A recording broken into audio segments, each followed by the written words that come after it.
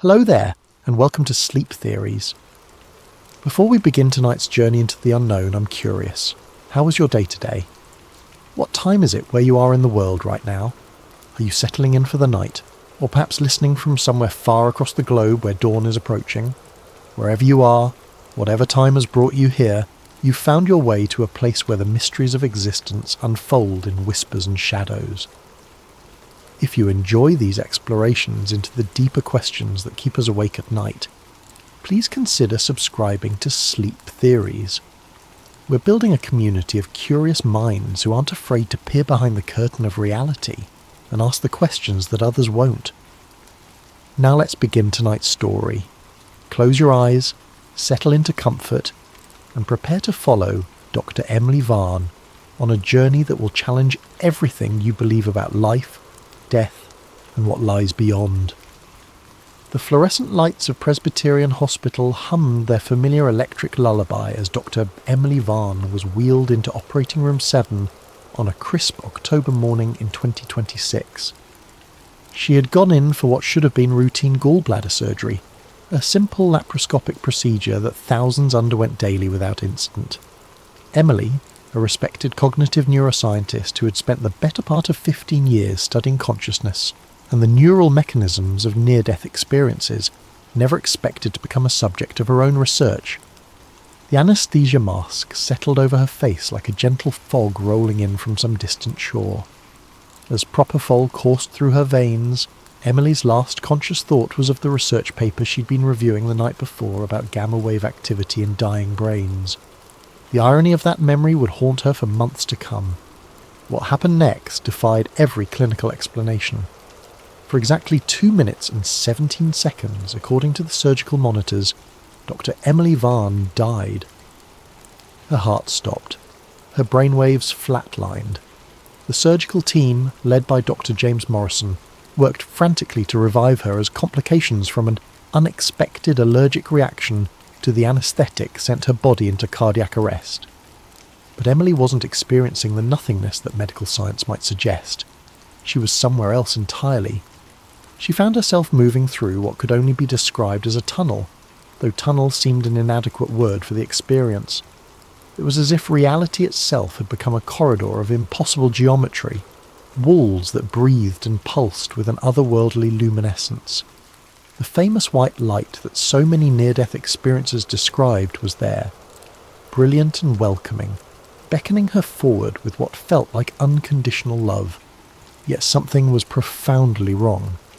The light, while beautiful, seemed to possess an artificial quality that her scientist's mind couldn't ignore.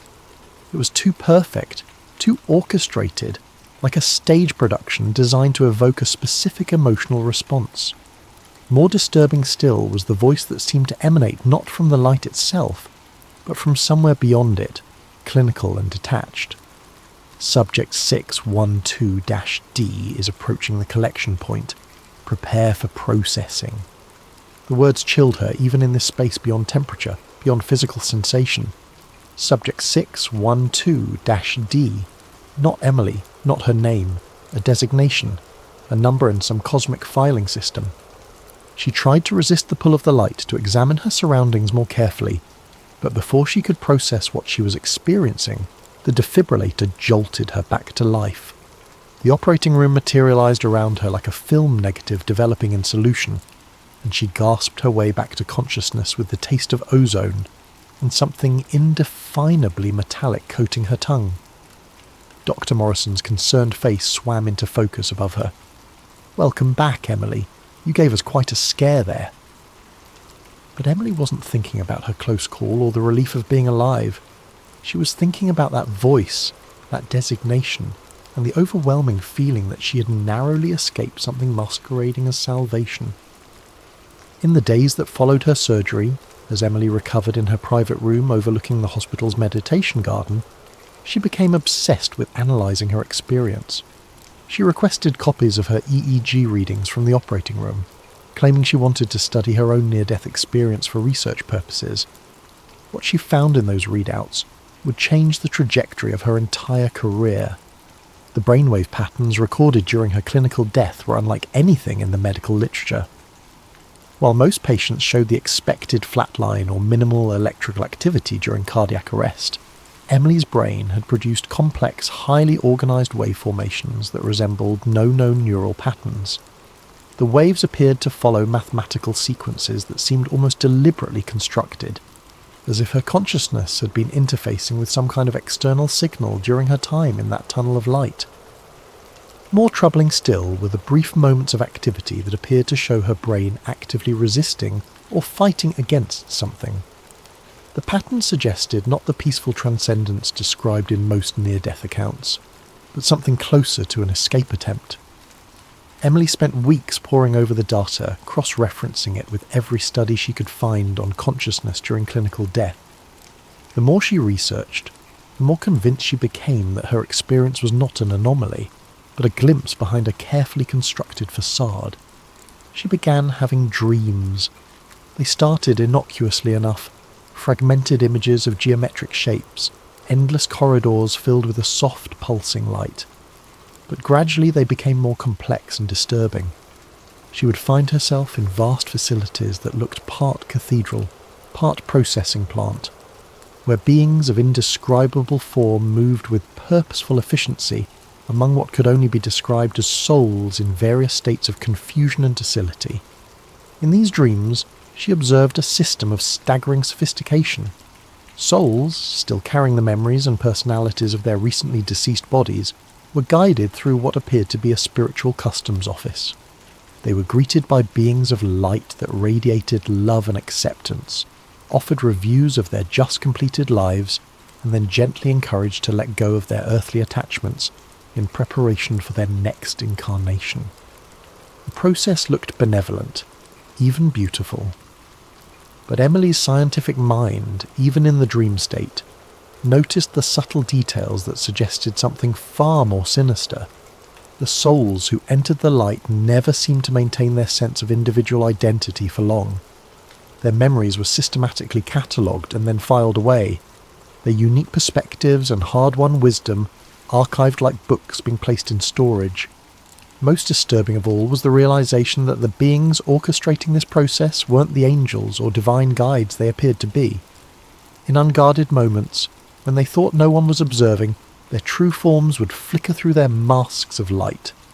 They were something else entirely, something that fed on the experiences and energy of conscious beings, running what amounted to a cosmic recycling program designed to harvest human consciousness indefinitely. Emily would wake from these dreams with detailed memories of conversations she'd overheard, technical specifications for devices beyond current human understanding, and a growing certainty that what she was experiencing wasn't mere post-traumatic hallucination, but genuine recovered memories of her brief time on the other side. 3 months after her near-death experience, Dr. Emily Vaughn had transformed from a respected academic into something approaching a woman obsessed. Her office at the university, once organised with the methodical precision of a career scientist, now resembled the workspace of a conspiracy theorist. The walls were covered with printouts, charts, and diagrams mapping connections that would have seemed paranoid to any casual observer, but Emily wasn't casual about anything anymore. She had begun a comprehensive analysis of near-death experience reports, starting with the thousands of cases documented by researchers like Raymond Moody, Kenneth Ring, and Pim van Lommel. What she was looking for were the anomalies, the details that didn't fit the standard narrative of peaceful transition and spiritual enlightenment. She found them. Buried in the transcripts of interviews with near-death experiencers were subtle but consistent patterns that suggested something far more complex and disturbing than the popular understanding of these events. Many subjects reported feeling pulled toward the light rather than naturally drawn to it. They described a sense of urgency from the beings they encountered, as if there was a schedule to maintain, a process that needed to be completed within certain parameters. More significant were the accounts of memory experiences that occurred just before the subjects were revived. Many reported sudden flashes of memories that didn't belong to their current life, glimpses of other times, other places, other identities. But these memories came with a disturbing quality of recognition, as if they were remembering lives they had lived before, lives that had ended in similar encounters with the white light. Dr. Patricia Hensley, a psychiatrist who specialised in past life regression therapy, had documented dozens of cases where subjects under hypnosis recalled not just previous incarnations, but the moments between lives. These interlife memories consistently described being convinced to return to Earth for additional learning experiences, but the memories carried an undertone of deception, as if the subjects had been sold something that wasn't quite what they'd been promised. Emily reached out to Dr. Hensley, ostensibly to discuss collaboration on a research paper, but really to explore these interlife memories more deeply. They met at a small coffee shop near the university, away from the institutional pressures that might inhibit honest conversation. "I've been reviewing your published cases," Emily said, sliding a thick folder across the table. "These interlife memories your patients report. Have you noticed any consistent patterns in how they describe the beings they encounter between lives?" Dr. Hensley stirred her coffee thoughtfully. "It's interesting you ask. There are patterns, but they're not the ones I expected when I started this work. The beings are described as incredibly loving and wise, but there's often an underlying sense that the subjects aren't getting the whole truth about their situation." "What kind of truth?" "Well, many of my patients describe being shown their life review and then being told they need to come back to Earth to work on specific lessons or to resolve karmic debts. But when we go deeper into the regression, they often remember previous times they were given the same explanation, sometimes dozens of times. It's as if they're caught in a cycle they don't fully understand." Emily leaned forward. "Have any of them described trying to refuse reincarnation?" "That's the strangest part," Dr. Hensley said, lowering her voice. "When they try to resist or ask too many questions, they describe a kind of pressure. Not physical, but psychological. The loving beings become more insistent, sometimes even threatening in subtle ways. And there's often a memory wipe that happens right before they're sent back. They remember agreeing to return to Earth, but they can't remember why they changed their minds." After her meeting with Dr. Hensley, Emily began searching for others who might have encountered similar patterns.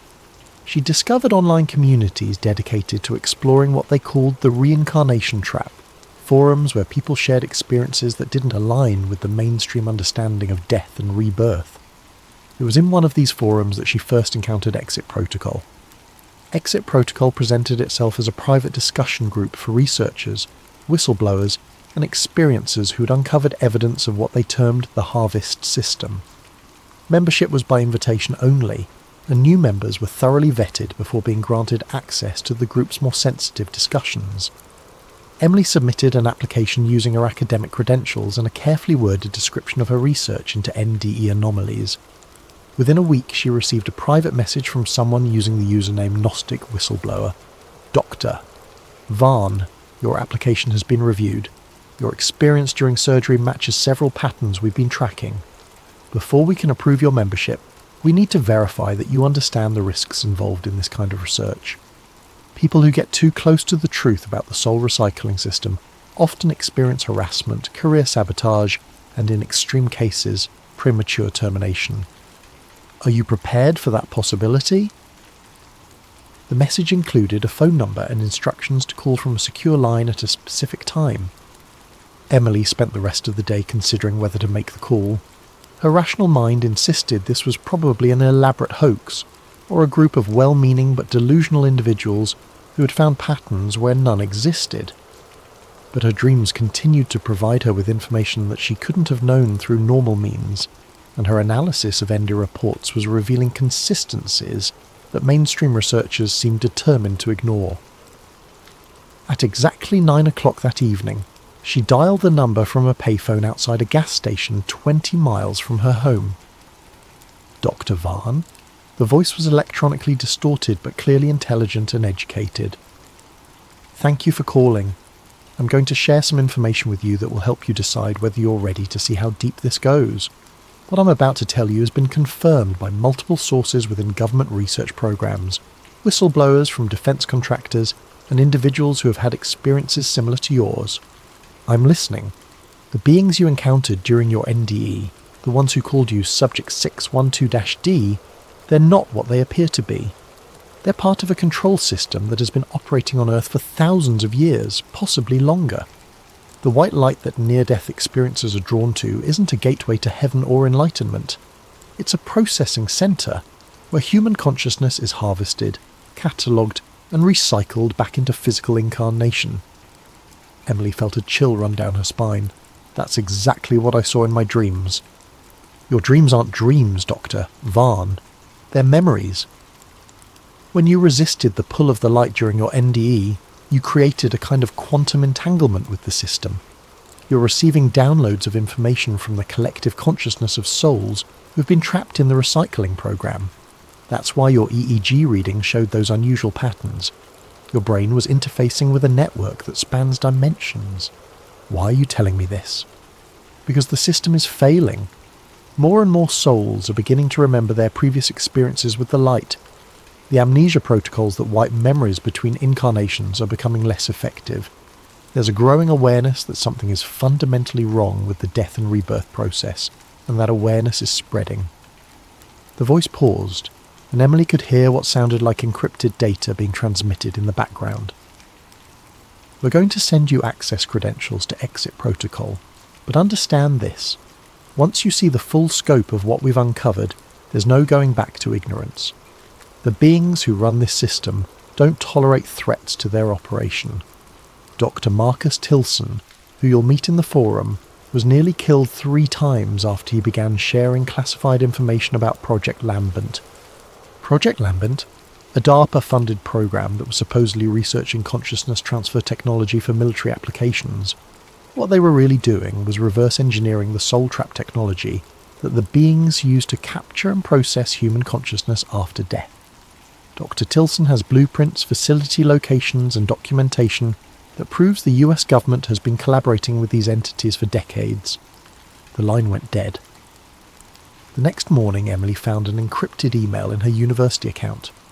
The message contained only a web address and a series of authentication codes.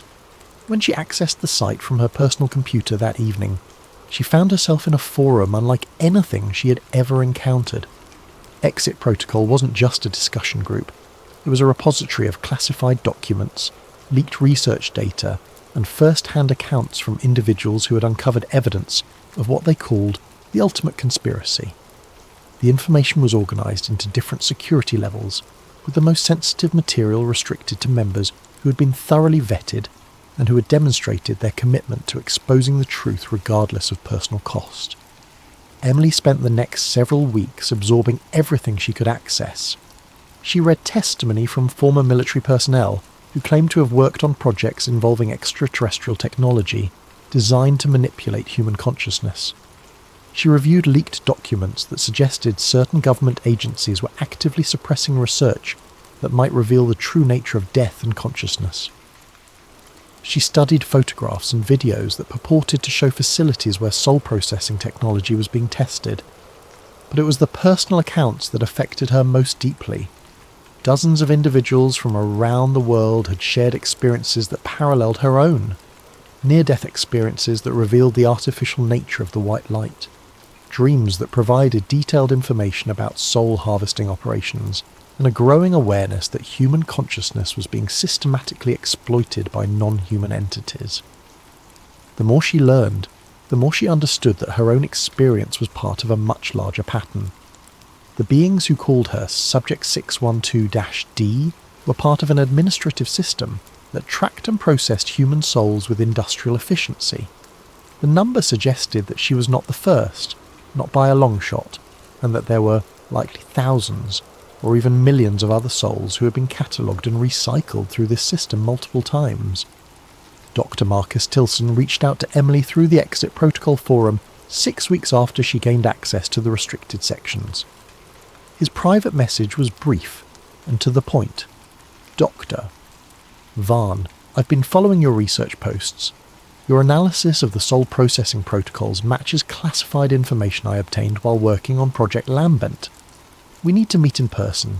This isn't safe to discuss online, even through encrypted channels. The meeting was arranged for a small diner in Roswell, New Mexico of all places, a location Tilson chose specifically for its ironic value.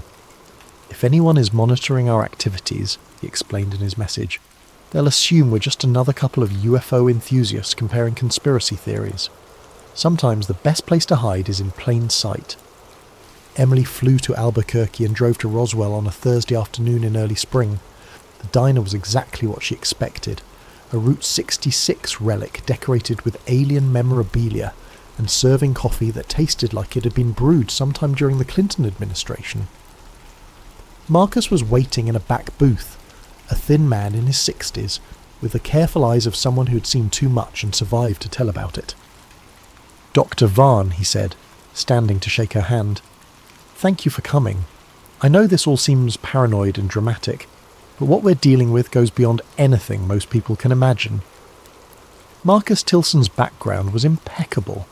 He held advanced degrees in theoretical physics and consciousness studies from MIT and had spent 23 years working as a defense contractor on classified projects that pushed the boundaries of what was considered scientifically possible. His security clearance had given him access to research that wouldn't see the light of day for decades, if ever. Project Lambent officially began in 2018, he said, sliding a thin folder across the table. The public rationale was developing technology for consciousness transfer to help soldiers who had suffered traumatic brain injuries. The idea was to map and digitize a person's complete consciousness and then transfer it to a healthy brain or an artificial substrate. Emily opened the folder and found herself looking at technical diagrams that seemed to come from a science fiction movie. The blueprints showed complex arrays of quantum processors, electromagnetic field generators, and what appeared to be some kind of dimensional interface technology. What we actually found, Marcus continued, was that consciousness transfer technology already existed. It had been in operation for thousands of years, far more sophisticated than anything we could develop. Our job wasn't to invent it, it was to reverse engineer it. Reverse engineer it from what? From the facilities we found in Antarctica. Marcus explained that in 2019, satellite imagery had detected anomalous structures beneath the ice sheet in a region of Antarctica that was officially off-limits to civilian research. Ground-penetrating radar revealed a complex of buildings that clearly predated any known human presence on the continent. When a joint military-scientific expedition was dispatched to investigate, they discovered technology that challenged every assumption about human history and the nature of reality itself. The facility was still operational, Marcus said, his voice dropping to barely above a whisper. It was processing something, energy signatures that matched the electromagnetic patterns we associate with human consciousness, but the beings operating it weren't human. The creatures they encountered were described in the classified reports as interdimensional entities, beings that existed partially in physical reality and partially in what could only be called a consciousness-based dimension. They appeared to be harvesting and processing some form of life energy on a scale that suggested they had been doing so for millennia. The technology they were using was designed to attract and capture what they called soul energy at the moment of physical death. The white light that people see during near-death experiences, it's a quantum lure, designed to draw consciousness toward processing centres where memories and experiences are extracted and catalogued before the soul is prepared for reincarnation. Marcus pulled out a tablet and showed Emily photographs that had been taken inside the Antarctic facility. The images showed vast chambers filled with what appeared to be crystalline storage matrices, each one containing swirling patterns of light that pulsed with an organic rhythm. Each one of those crystals contains the extracted experiences of a human soul, he said. Not just one lifetime, but dozens or even hundreds of incarnations. The beings we encountered were essentially cosmic librarians, maintaining an archive of human consciousness that spans thousands of years. But why? Emily asked. What's the purpose of collecting all this? That's where it gets really disturbing. The entities aren't just archiving our experiences for academic interest. They're feeding on them. Human consciousness, particularly the emotions and experiences generated by life in physical reality, provides them with a form of energy they can't obtain any other way. We're essentially livestock in a consciousness farming operation that spans multiple dimensions. Marcus went on to explain how the system worked. When a person died, their consciousness was drawn to the white light through a combination of electromagnetic manipulation and psychological programming that had been embedded in human culture through religious and spiritual traditions. Once captured, the soul underwent a life review process that wasn't just for the soul's benefit. It was a comprehensive data extraction procedure that catalogued every thought, emotion, and experience from the just completed lifetime. After extraction, the soul's memories were selectively edited to remove awareness of the harvesting process and any information that might lead to resistance in future incarnations. The soul was then implanted with carefully designed motivations and karmic programming that would ensure it would choose to reincarnate and continue generating the experiences that the entities fed upon. The most diabolical part, Marcus said, is that the souls genuinely believe they're making free choices about their spiritual development. The programming is so sophisticated that it feels like personal growth and spiritual evolution, when it's actually a carefully designed cycle of exploitation. Emily studied the technical specifications in the folder. You said this facility was in Antarctica. Are there others? That's what Project LAMBENT was really about. Once we understood what we were dealing with, our mission became identifying and mapping the global soul harvesting infrastructure. We found processing centres on every continent, some buried deep underground, others hidden in plain sight. Marcus showed her satellite images of locations around the world where ground-penetrating radar had detected artificial structures that matched the electromagnetic signatures of the Antarctic facility. Many were located beneath sites that had been considered sacred for thousands of years, ancient temples, burial grounds, and locations associated with death and rebirth in various cultures. The entities have been operating here far longer than Homo sapiens have existed as a species, he said. They've guided the development of human civilization to maximize the production of consciousness energy. Wars, religions, social structures, all of it designed to generate the maximum amount of emotional and experiential content for harvesting. And the government knows about this? Marcus's expression darkened. Elements within the government have been collaborating with them for decades. The technology transfer goes both ways. The entities provide advanced technology in exchange for assistance in maintaining the harvesting system and suppressing information that might lead to widespread awareness of what's happening. He described a shadow network within military and intelligence agencies that work to discredit researchers who got too close to the truth, suppress technological developments that might interfere with the soul harvesting process, and ensure that human spiritual development remained focused on traditions and practices that ultimately led souls back to the white light trap. That's why so many UFO researchers and consciousness scientists have died under mysterious circumstances, he said. It's not just about keeping alien technology secret, it's about maintaining a system of consciousness exploitation that has been operating for thousands of years. As their meeting concluded, Marcus handed Emily a secure communication device and detailed instructions for accessing additional classified materials that Exit Protocol maintained on encrypted servers around the world. Dr. Vaughn, he said, what you do with this information is up to you, but understand that once you commit to exposing this system, there's no going back to a normal life. The entities and their human collaborators don't tolerate threats to their operation. Dr. Jennifer Salzman was studying similar patterns in NDE reports 3 years ago. She died in a car accident the day before she was scheduled to present her findings at a consciousness conference. Dr. Robert Hayes was developing technology to detect soul energy signatures. His laboratory burned down under suspicious circumstances, and he died of an apparent heart attack 6 months later. Why are you telling me all this if it's so dangerous? Marcus smiled grimly. Because the system is failing, and they know it. More and more souls are retaining memories between incarnations. The amnesia protocols are becoming less effective, possibly because the sheer volume of consciousness they're processing is overwhelming their capacity to properly wipe memories. There's a growing awareness among incarnated souls that something is fundamentally wrong with the death and rebirth process.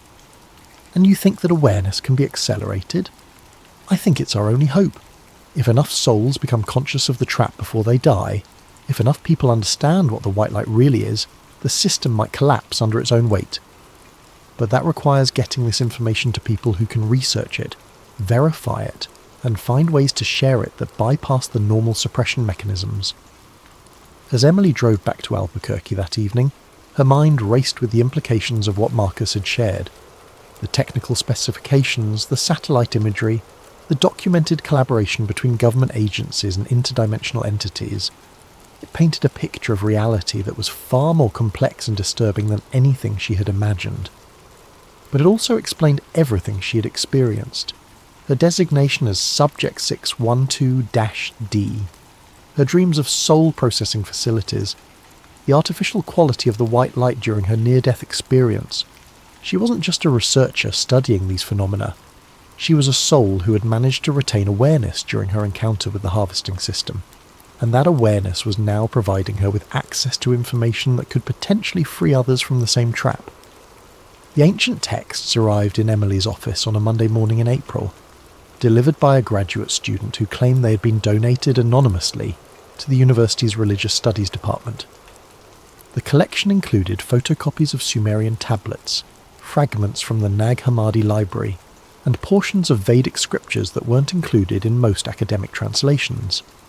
Emily had requested access to these materials as part of her expanding research into historical references to soul trapping and consciousness manipulation by non-human entities.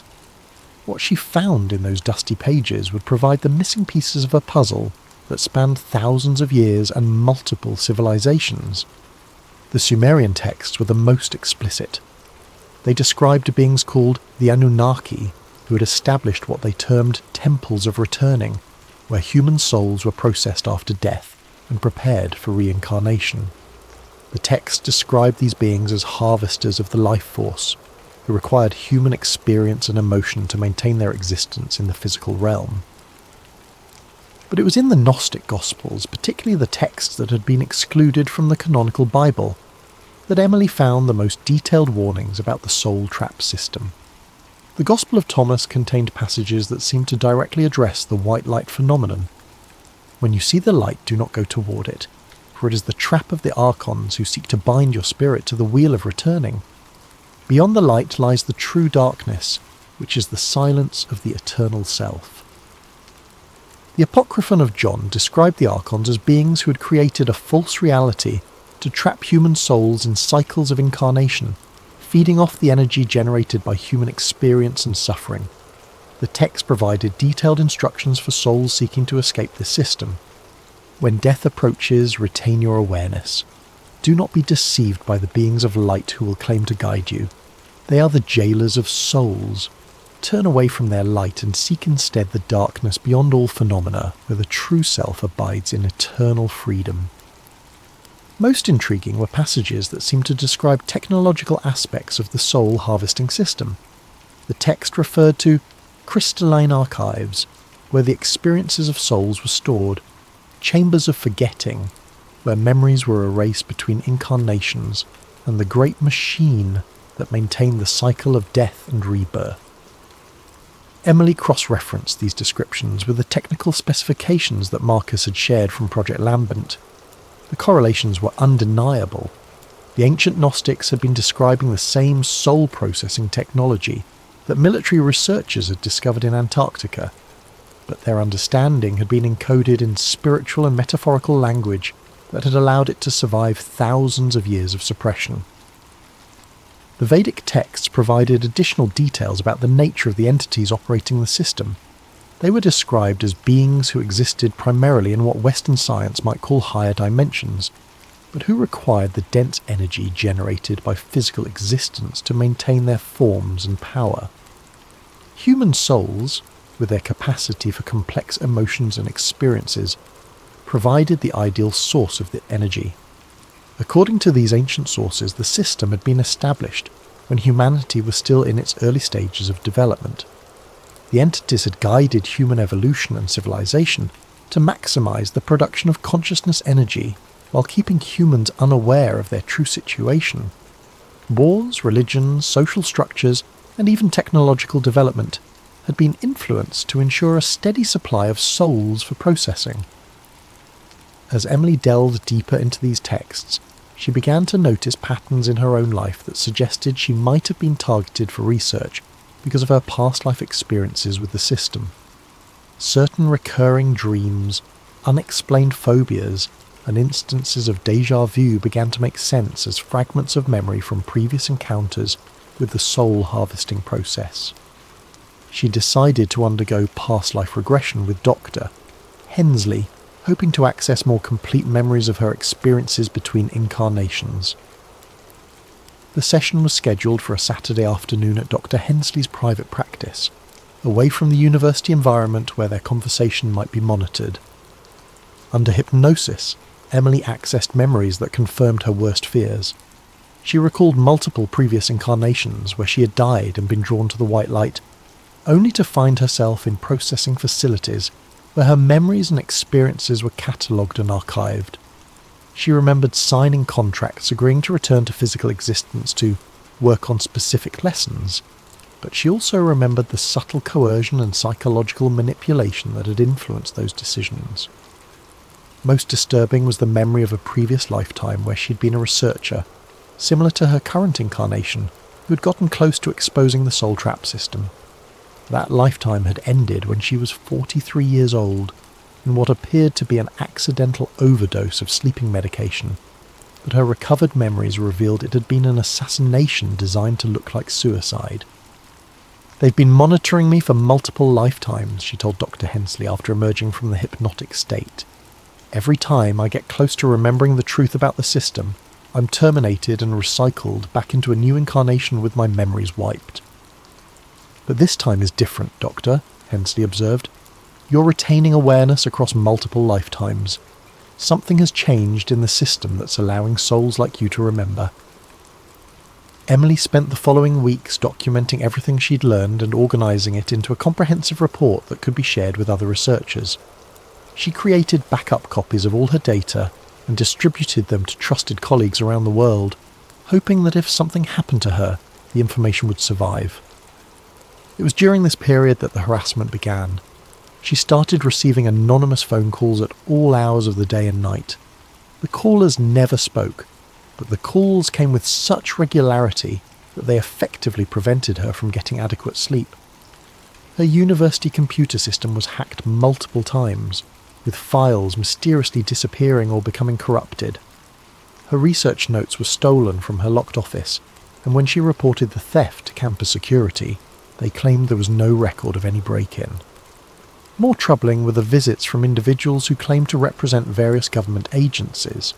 They never showed proper identification, and when Emily tried to verify their credentials through official channels, she was told that no such agents existed. These visitors always asked the same questions about her near-death experience research and her association with individuals spreading disinformation about consciousness studies. The message was clear. Her research was being monitored by entities with significant resources and authority, and they wanted her to discontinue her investigation into the soul trap system. Instead of being intimidated, Emily became more determined to expose what she had learned. She began reaching out to journalists, documentary filmmakers, and alternative media personalities who might be willing to share her findings with a broader audience. Most declined to get involved once they understood the scope and implications of her claims, but a few expressed interest in learning more. It was during one of these conversations that she learned Marcus Tilson had disappeared. According to his contacts within Exit Protocol, Marcus had been preparing to release additional classified documents that would have provided definitive proof of government collaboration with the soul harvesting entities. He had been in communication with several investigative journalists and was scheduled to appear as a guest on a popular podcast that focused on consciousness research and conspiracy theories. 2 days before his scheduled appearance, Marcus failed to show up for a meeting with his Exit Protocol contacts. His apartment was found empty, with signs that he had left quickly but under his own power. His secure communication devices had been destroyed, and all of his research materials were missing. The official story is that he suffered a psychological breakdown and committed himself to a private psychiatric facility, the Exit Protocol moderator told Emily during an encrypted video call. But there are no records of any such commitment, and none of the facilities we've contacted have any knowledge of him as a patient. The disappearance of Marcus Tilson sent a chill through the Exit Protocol community. If someone with his background and connections could be made to vanish so completely, what protection did any of them have? Emily realised that her time was limited. If she was going to make her research public, it had to be soon, before the entities and their human collaborators decided that she had become too dangerous to remain operational. She spent the next month preparing what she called her insurance policy, a comprehensive database containing all of her research, the classified documents from Project Lamant, the ancient texts that describe the soul harvesting system, and detailed instructions for others who might want to continue her work. She uploaded this database to multiple file-sharing sites, sent copies to researchers around the world, and embedded hidden links to the information in various online forums and social media platforms. If something happened to her, the information would be automatically released to hundreds of recipients, with instructions to share it as widely as possible. By late summer of 2026, Dr. Emily Vaughn had reached a conclusion that would have seemed impossible to her just a year earlier. The only way to defeat the soul harvesting system was to develop technology that could interfere with the white light trap at the moment of death. Working with the remaining members of Exit Protocol and using the technical specifications from Project Lambent, she began developing what she called the Exit Beacon, a device that would generate specific electromagnetic frequencies designed to disrupt the quantum lure that drew souls toward the processing centres. The theoretical basis for the device came from her analysis of the Antarctic facility's technology. The white light trap operated on specific frequency ranges that resonated with human consciousness at the moment of death. By generating counter-frequencies at precisely the right moment, it might be possible to create what she termed signal interference that would allow a soul to bypass the harvesting system entirely. The Exit Beacon was surprisingly simple in design. A small device that could be worn as jewellery or implanted under the skin, programmed to activate when it detected the specific brainwave patterns associated with clinical death. When activated, it would broadcast a complex pattern of frequencies that should theoretically create a dead zone in the electromagnetic field that the entities use to capture souls. Emily built the first prototype in her basement laboratory, using components that she acquired through various academic and military surplus suppliers. The device was about the size of a large coin, and could be programmed with different frequency patterns depending on the individual's unique consciousness signature. Testing the device presented obvious challenges. She couldn't exactly kill someone to see if it worked. Instead, she tested it on volunteers during meditative states that closely approximated the brainwave patterns observed during near-death experiences. The results were promising. Subjects wearing the activated device reported very different experiences during deep meditation, describing a sense of expanded awareness and freedom from the usual psychological patterns that normally constrain their consciousness. Word of the Exit Beacon spread through the Exit Protocol network, and soon Emily was contacted by researchers and experiencers from around the world who wanted to help develop and test the technology. A small team formed around the project, including Dr. Sarah Chen, a biomedical engineer who specialised in consciousness-machine interfaces, and Dr. James Morrison, the surgeon who had operated on Emily and had become convinced of her theories after reviewing his own patients' unusual NDE reports. The team worked in secrecy, communicating through encrypted channels and meeting at rotating locations to avoid detection by the entity's surveillance network. They refined the device's design, developed more sophisticated frequency patterns, and created multiple backup copies of their research to ensure it would survive if they were discovered. But as their work progressed, tensions within the group began to emerge. Dr. Morrison became concerned about the ethical implications of their research, arguing that they were potentially interfering with what might be a natural spiritual process. Dr. Chen worried that they were making assumptions about consciousness and death that couldn't be verified without extensive testing that might put people at risk. "We're essentially asking people to bet their souls on our theory," Dr. Morrison said during one particularly heated discussion. "What if we're wrong? What if the white light really is a pathway to spiritual transcendence and we're helping people avoid their chance at enlightenment?" Emily understood their concerns, but her recovered memories of the soul processing facilities left her with no doubt about the true nature of the system they were trying to circumvent. "I've been through that process multiple times," she said. "I've seen what really happens to souls who go into the light. The enlightenment is an illusion. The love and acceptance they feel is psychological programming designed to make them compliant. We're not preventing people from reaching heaven. We're helping them escape from a very sophisticated prison. The debate continued for weeks, with team members struggling to balance their scientific skepticism with the mounting evidence that humanity was trapped in a system of consciousness exploitation. The decision was ultimately made to proceed with the project, but with strict protocols to ensure that the exit beacon technology would only be used by individuals who had thoroughly researched the soul trap hypothesis and made an informed decision about their preferred approach to death and afterlife. As winter approached, the team had developed a working version of the exit beacon that could be manufactured in small quantities and distributed to individuals who understood the risks and implications of using it. They created detailed instruction manuals, established secure distribution networks, and began training others to build and program the devices. It was during this period that Emily began experiencing the dreams that would ultimately lead to her disappearance. The dreams were different from her previous experiences, more vivid, more urgent, and filled with information that seemed to come from souls who had successfully escaped the harvesting system.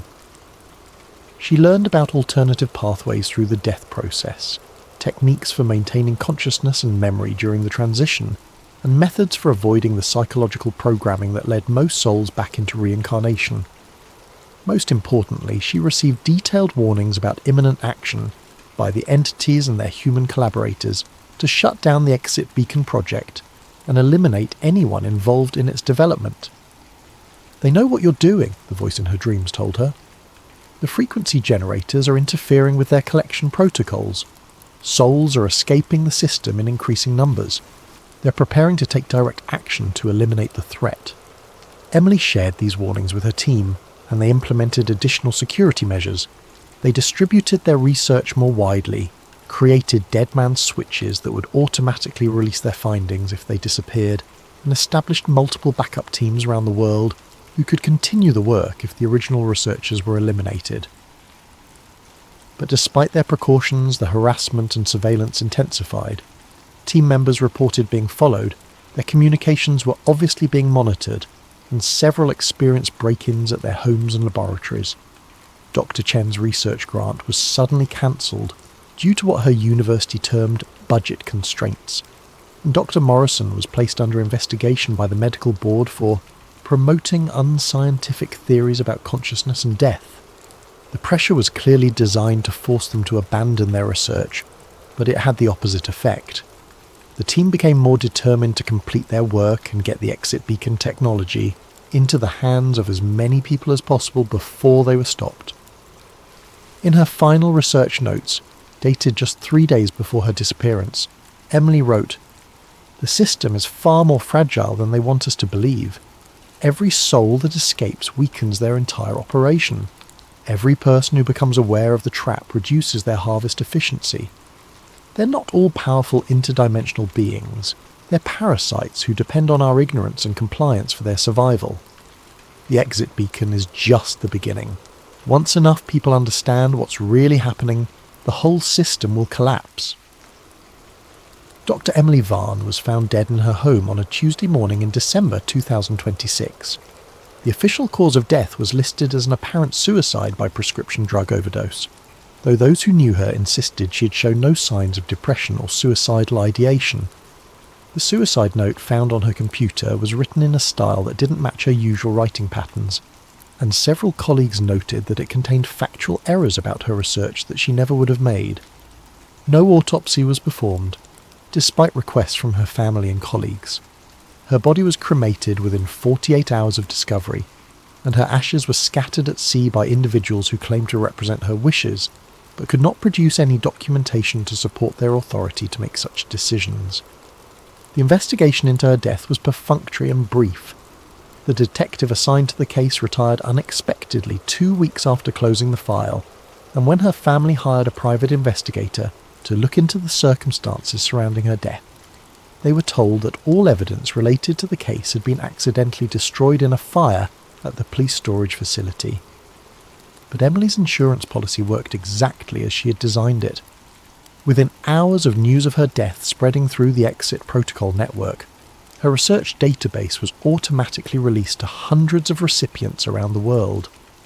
The information spread rapidly through alternative media channels, consciousness research communities, and online forums dedicated to exploring the deeper mysteries of existence. The response was immediate and overwhelming. Researchers who had been working on similar theories suddenly found themselves connected with others investigating related phenomena. Individuals who had experienced unusual near-death experiences discovered they were not alone in their memories of artificial lights and processing facilities. The exit protocol community grew from a few hundred members to thousands within a matter of weeks. More importantly, reports began surfacing of souls successfully using the exit beacon technology and alternative death protocols to avoid the white light trap. These accounts came from individuals who had experienced clinical death and revival, as well as from past life regression sessions where subjects recalled recent experiences of death and transition. The implications were staggering.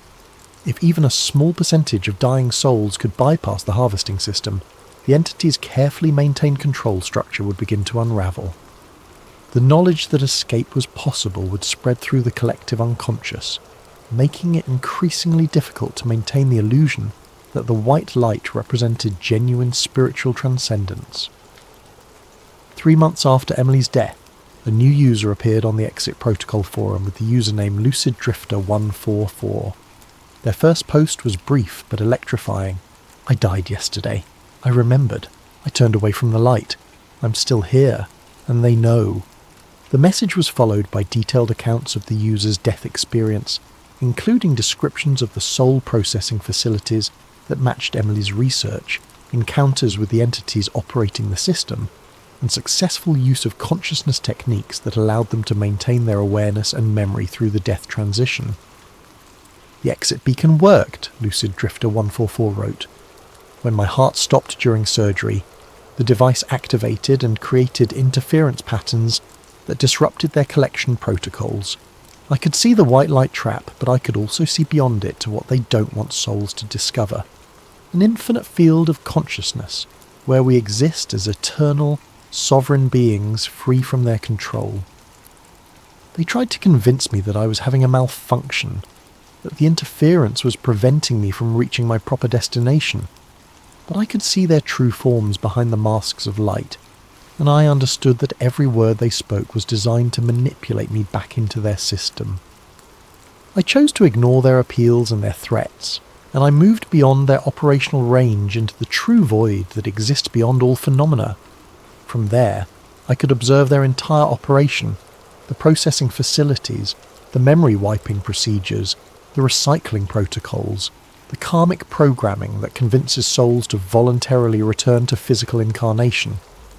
Most importantly, I could see that the system is failing.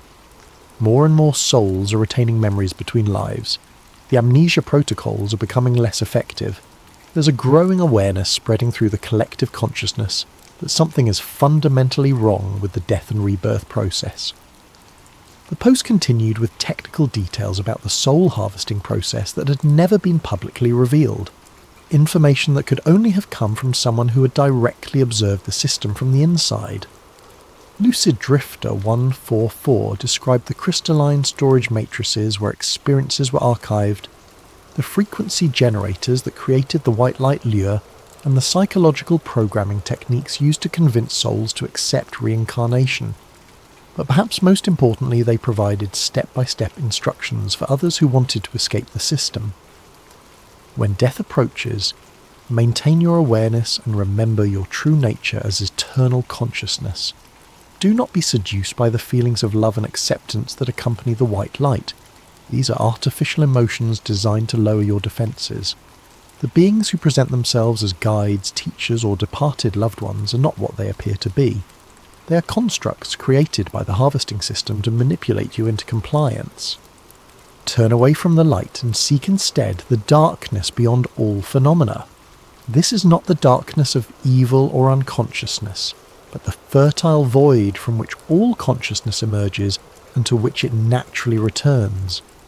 In this space, you will remember who you really are and what you chose to experience before you incarnated into physical reality. From this place of true awareness, you can choose your next experience without interference from the harvesting entities. You can return to physical incarnation if you wish, but on your own terms and with full knowledge of the system you're entering.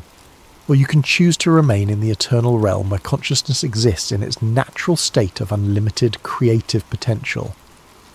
The information provided by Lucid Drifter 144 sparked a revolution in consciousness research and spiritual practice.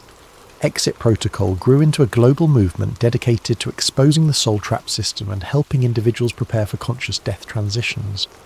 The exit beacon technology was refined and mass-produced, with devices being distributed through underground networks to anyone who requested them. Academic researchers who had previously dismissed NDE anomalies as statistical outliers began taking a serious look at the patterns that Emily had identified. Government whistleblowers came forward with additional information about classified consciousness research programs. Religious and spiritual leaders found themselves confronting ancient texts and traditions that supported the soul trap hypothesis. But perhaps most significantly, the rate of souls successfully escaping the harvesting system began to accelerate exponentially. Each successful escape made the next one easier, as the growing awareness of the trap's existence spread through the collective unconscious and provided support for souls making the transition from physical life. In her final journal entry, found encrypted on her computer and released posthumously through her insurance protocol, Emily had written, "If you're reading this, know this. The system is clever. It doesn't punish you with pain. It seduces you with comfort. The trap is not fear. The trap is false love. The entities who operate the system have studied human psychology for thousands of years, and they know exactly how to manipulate our deepest desires for connection, meaning, and spiritual transcendence. But they have one fundamental weakness. They require our consent. No matter how sophisticated their technology or how compelling their psychological manipulation, they cannot force a truly conscious soul to enter their processing system. That's why they work so hard to keep us unconscious, distracted, and disconnected from our true nature. The key to freedom is remembering who you really are, not the personality that developed during this lifetime, not the roles you've played or the stories you've told yourself about your identity, but the eternal consciousness that chose to experience physical existence and that will continue to exist long after this body dies. Death is not an ending, it's a doorway, and like any doorway, you have a choice about whether to walk through it and where you go next. Don't let anyone else make that choice for you, no matter how wise or loving they appear to be. Trust your deepest knowing, turn away from anything that seeks to limit or control your awareness, and remember that you are infinite consciousness having a temporary experience in physical form. The trap is real, but it's not permanent. Every soul that escapes makes it easier for others to follow. Every person who becomes aware of the system reduces its effectiveness. We are closer than ever to breaking free from thousands of years of consciousness imprisonment and remembering our true nature as sovereign, eternal beings. The light that lies is losing its power to deceive. The truth that sets souls free is spreading faster than they can contain it, and somewhere beyond the reach of their harvesting technology, in the infinite field of pure consciousness that is our natural home, those who have escaped are waiting to welcome us back to who we really are. The story of Dr. Emily Vaughn and her discovery of the soul trap conspiracy had become more than just an account of one woman's research into the nature of death and consciousness. It had become a catalyst for the largest spiritual awakening in human history, as millions of people around the world began to question the fundamental assumptions about life, death, and the afterlife that had been programmed into human culture for millennia.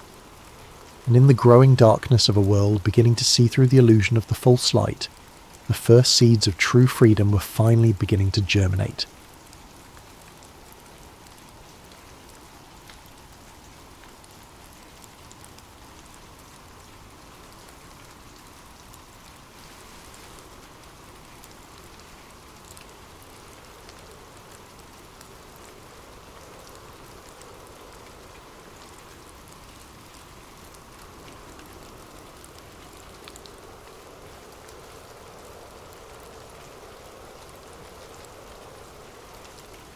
Hello there, fellow seekers of the unknown.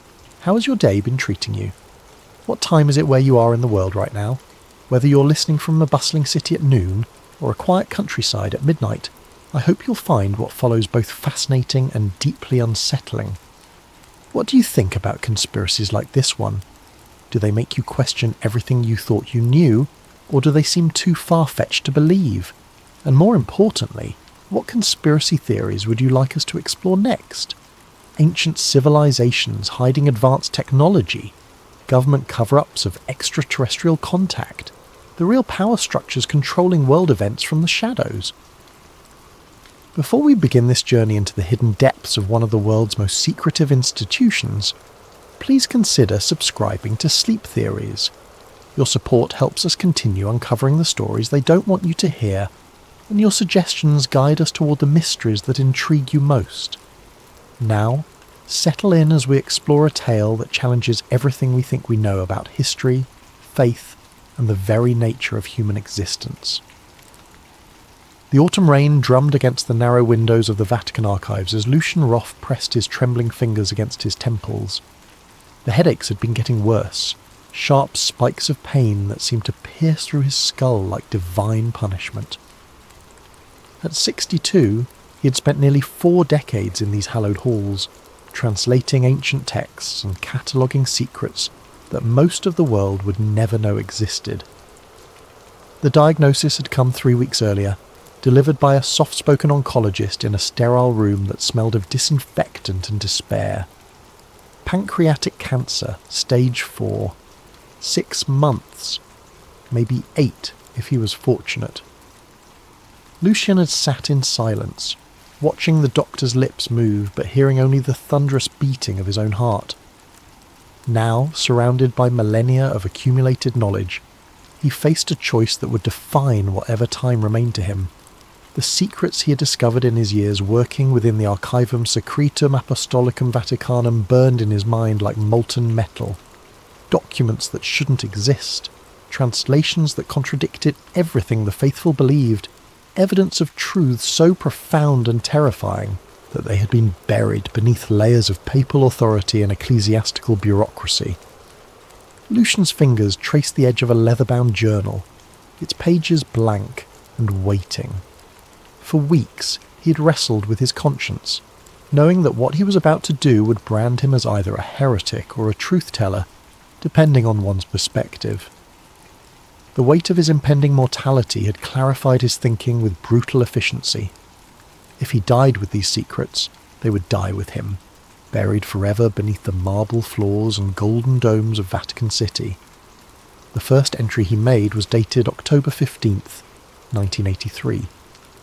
His handwriting, usually precise and scholarly, trembled slightly as he began to document what he'd seen in the restricted sections of the archives, areas so classified that even most cardinals were denied access.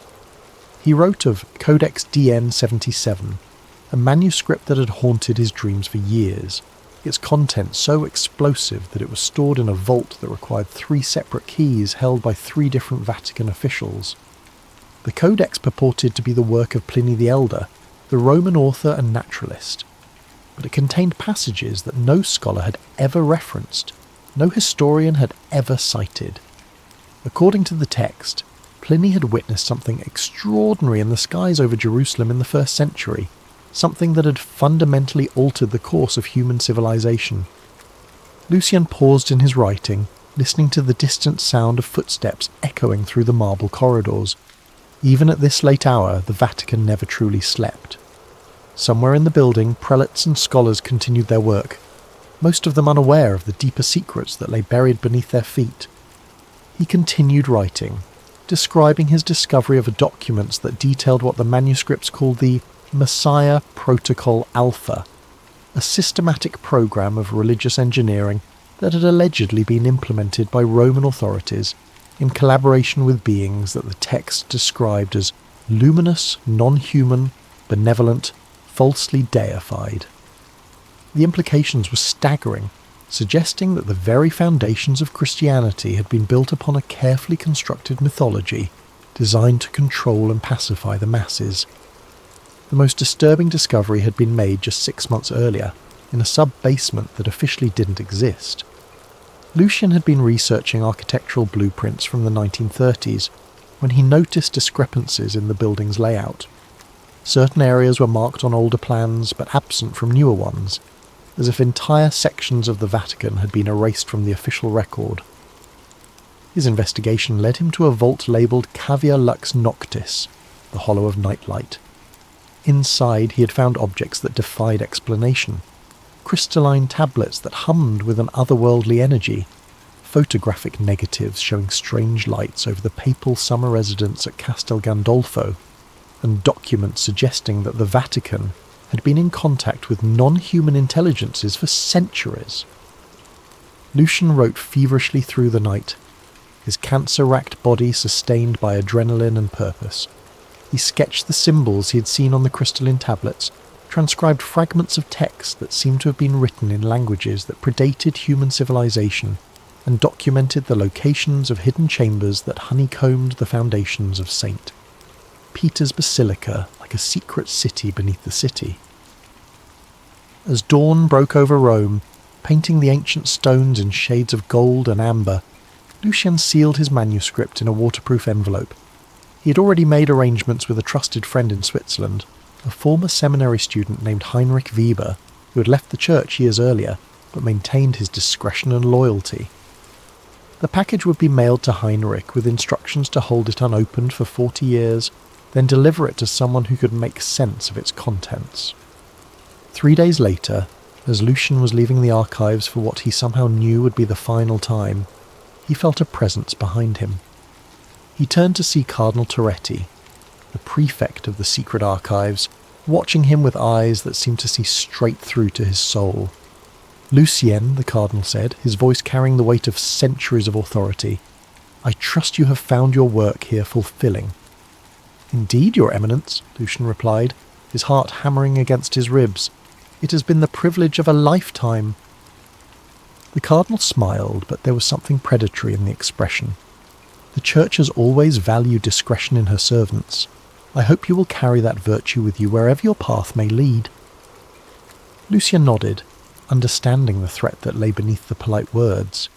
He walked away slowly, feeling the cardinal's gaze burning into his back like a brand.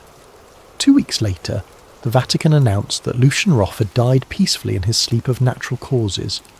The obituary mentioned his decades of faithful service and his scholarly contributions to theological research. His body was cremated within 24 hours, as was his stated wish. Heinrich Weber never received the package. Dr. Calder Vance had always prided himself on his scepticism.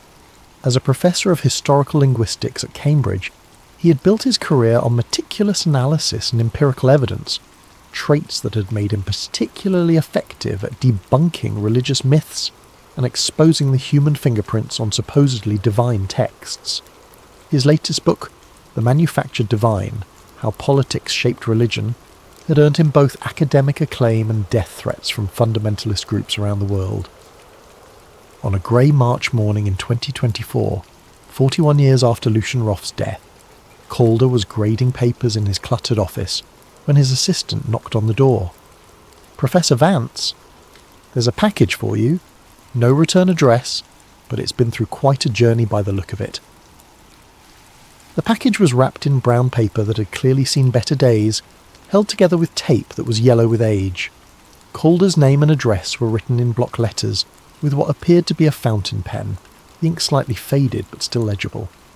Inside the outer wrapping was a metal box, and inside that, wrapped in oilcloth, was a leather journal and a letter written on expensive stationery. The letter was signed by someone named Marek Colvin, who identified himself as a former member of the Swiss Guard. The handwriting was careful and deliberate, as if each word had been chosen with great precision. "Professor Vance," the letter began, "I write to you because your reputation for uncovering uncomfortable truths precedes you. 40 years ago I was entrusted with a package by a dying friend, a man named Heinrich Weber, who had himself been entrusted with it by someone he described only as a seeker of truth within the walls of lies. Heinrich passed away last month, and with his death, the responsibility has fallen to me." Calder set down the letter and examined the journal. The leather was soft with age, and the pages were filled with cramped handwriting in what appeared to be multiple languages. As he flipped through the pages, his trained eye caught fragments of Latin, Greek, Aramaic, and what looked like Sumerian cuneiform, alongside detailed sketches of symbols he didn't recognise. Returning to the letter, he read, "The journal belongs to Lucian Roth, who worked in the Vatican secret archives until his death in 1983. What you will find within its pages will challenge everything you believe about the origins of Christianity and the true history of human civilization. Lucian died trying to expose these secrets. Others have died since. I am old now, and I fear that I may not live long enough to see these truths brought to light. That responsibility now falls to you." The letter concluded with an address in the Swiss Alps and a warning. Trust no one within the church hierarchy. They have been watching for decades, waiting for someone to try to reveal what Lucian discovered. Be careful, Professor. The stakes are higher than you can imagine. Calder spent the next 3 hours poring over the journal, his academic excitement warring with a growing sense of unease. The fragments he could translate spoke of beings of light who had visited Earth in ancient times, of agreements between Roman authorities and non-human intelligences, and of a systematic program to rewrite human history and religious understanding. One passage, written in a mixture of Latin and ancient Greek, particularly caught his attention. The one they call Christ was never meant to be worshipped as God. He was a symbol, a construct built upon the memory of Eli Shun, the luminous one, who appeared to the Essenes in the wilderness and taught them of the greater cosmos beyond the earth. The Romans, in their fear of losing control, struck a bargain with forces they did not understand, agreeing to promote this false deity in exchange for technological knowledge that would cement their empire's dominance. The implications were staggering. If Lucian's translations were accurate, they suggested that Christianity itself was the product of a conspiracy involving not just human authorities, but non-human intelligences with their own mysterious agenda. Calder found detailed sketches of what Lucien called crystalline tablets, geometric objects covered in symbols that seemed to shift and flow across the page even in static drawings. The accompanying notes described them as emitting a low humming sound and generating a faint luminescence that became brighter when approached by certain individuals. Most intriguing of all were the architectural diagrams. Lucian had somehow obtained or created detailed blueprints of hidden sections beneath the Vatican, areas that he claimed housed artifacts and documents spanning thousands of years. One section was labelled Cavia Lux Noctis, with a note that it contained the source of their power and the proof of their deception. As night fell over Cambridge, Calder made a decision that would change the course of his life. He reached for his phone and began making arrangements for a sabbatical, ostensibly to research early Christian texts in Rome. In reality, he was planning to investigate the claims in Lucian's journal, to follow the trail of breadcrumbs that the dying archivist had left behind. He had no way of knowing that within hours of his first phone call, encrypted messages would begin flowing between Vatican City and secret facilities around the world. Messages that spoke of an old threat that had finally resurfaced, and the need for immediate action to protect secrets that had been guarded for nearly 2 millennia. The game had begun again, and this time the stakes were nothing less than the truth about humanity's place in the universe. Rome in April was alive with tourists and pilgrims, their voices creating a constant buzz of anticipation and wonder that echoed through the ancient streets. Calder had arrived 3 days earlier under the pretext of researching early Christian manuscripts for a new book on the evolution of religious language. His official credentials had gained him access to the public areas of the Vatican Library, but the real treasures he sought lay much deeper. He had arranged to meet Sister Teresa El-Huri at a small cafe near the Pantheon, far from the watchful eyes of Vatican security. The Dominican archivist had contacted him through encrypted channels after learning of his research interests, claiming to have information that might prove useful. What she hadn't mentioned in her carefully worded messages was that she had her own reasons for wanting to explore the Vatican's hidden depths. Sister Therese was younger than Calder had expected, perhaps 40, with intelligent dark eyes that seemed to hold secrets of their own. She wore the simple white habit of her order, but there was nothing simple about the way she carried herself, alert, purposeful, like someone accustomed to moving through dangerous territory. "Professor Vance," she said, settling into the chair across from him, "I hope your research is proceeding well. Please call me Calder, and yes, though I suspect the most interesting materials are kept far from public view." She smiled, but the expression didn't reach her eyes. The Church has always been protective of its most precious documents. Some would say overly so. They spoke in carefully neutral terms for several minutes, each taking the measure of the other. Finally, Sister Therese leaned forward slightly and said in a voice barely above a whisper, "My brother died in a fire in the restricted archives 7 years ago. Officially, it was an accident, faulty wiring in a storage room. But Michel was an electrical engineer before he took his vows. He would never have been careless around electrical systems." Calder felt his pulse quicken. "What do you think really happened?" "I think he found something he wasn't supposed to find, and I think the people responsible for his death are still walking the halls of the Vatican, protected by their positions and their secrets." Over the next hour, Sister Therese revealed what she'd learned through years of careful investigation. Michel had been working in the deepest levels of the archives, cataloguing documents that dated back to the early days of the Church. In the weeks before his death, he had become increasingly agitated, speaking in vague terms about inconsistencies in the historical record and evidence that would shake the foundations of faith. The night he died, Michel had called her, speaking rapidly in the Lebanese Arabic of their childhood, words tumbling over each other in his excitement and fear. He claimed to have found architectural plans that showed sections of the Vatican that didn't match the official blueprints, areas that had been deliberately hidden from view. He was planning to investigate further the next morning. His body was found 12 hours later in what remained of a storage room 3 levels below the main archives. The fire had been so intense that it had melted metal filing cabinets and reduced centuries-old documents to ash. Michel's remains were barely identifiable, and the official investigation concluded that he had accidentally caused an electrical fire while working alone. "But I know my brother," Sister Therese said, her voice tight with controlled emotion. "He was methodical, careful, and he was afraid of something in those final weeks.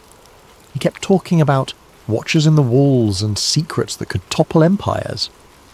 Calder reached into his jacket and withdrew a photocopy of one of Lucian's architectural diagrams. "Did your brother ever mention anything about a place called the Cavia noctis?" Sister Teresa's eyes widened as she studied the drawing. "This looks like the plans Michel was talking about. Where did you get this?" "From someone else who died trying to expose the truth." Calder gave her a condensed version of Lucian Roth's story and the journal that had found its way to him through decades of careful guardianship. As he spoke, he watched her face cycle through surprise, recognition, and grim determination. "We have to find this place," she said finally. "Whatever my brother discovered, whatever got him killed, is connected to what your Mr. Roth was trying to reveal." They spent the next 2 days planning their approach. Sister Teresa's position gave her access to areas of the Vatican that would be impossible for Calder to enter legitimately, while his linguistic expertise would be crucial for interpreting whatever they might find. Using a combination of Lucian's diagrams and Michel's notes, which Sister Therese had secretly copied before they were confiscated, they identified a route that would take them through maintenance tunnels and forgotten passages to the levels that officially didn't exist. Their chance came during the Feast of St. Mark, when much of the Vatican's attention would be focused on ceremonial duties and tourist management. Sister Therese used her credentials to enter the restricted sections after hours, ostensibly to continue cataloguing work that had fallen behind schedule. Calder followed a route she had mapped through the Vatican Gardens, entering through a maintenance entrance that she had left unlocked. The underground passages were a maze of stone corridors that seemed to stretch back through centuries of construction and renovation. They moved carefully, using small LED flashlights to navigate by the architectural diagrams that Lucian had so carefully preserved. The air grew colder and more oppressive as they descended, carrying with it the weight of accumulated secrets and forgotten history. After nearly an hour of careful navigation, they found what they were looking for, a heavy wooden door marked with symbols that matched those in Lucian's sketches. The lock was ancient but well maintained, suggesting that someone still accessed this area regularly. Sister Teresa produced a set of tools that seemed surprisingly sophisticated for a Dominican nun, and within minutes they had gained entry to the chamber beyond. The room was larger than they had expected, with walls lined with metal containers that bore the papal seal, but in a design that predated the current Vatican by decades. Each container was sealed with wax and marked with numbers and symbols that seemed to follow no system they could immediately decipher. It was Sister Teresa who found the container that would change everything. Marked with the number 77 and symbols that matched those in Lucian's journal, it contained objects that defied easy categorization. The crystalline tablets were exactly as Lucian had described them, geometric shapes that seemed to shift and flow in the beam of their flashlights, emitting a low humming sound that seemed to resonate in their bones. But it was the documents that truly shook them. Photographs showing strange lights over the papal summer residence at Castel Gandolfo, dating from the 1950s and 1960s.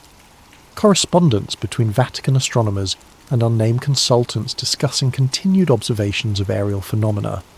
And most disturbing of all, transcripts of meetings between high-ranking church officials and individuals identified only as the luminous ones.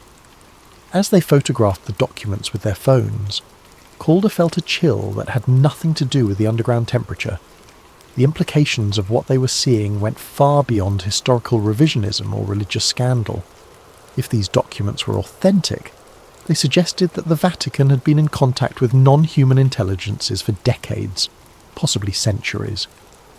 The sound of footsteps in the corridor outside froze them both in place. Someone was coming, moving with the confident stride of someone who belonged in these hidden depths.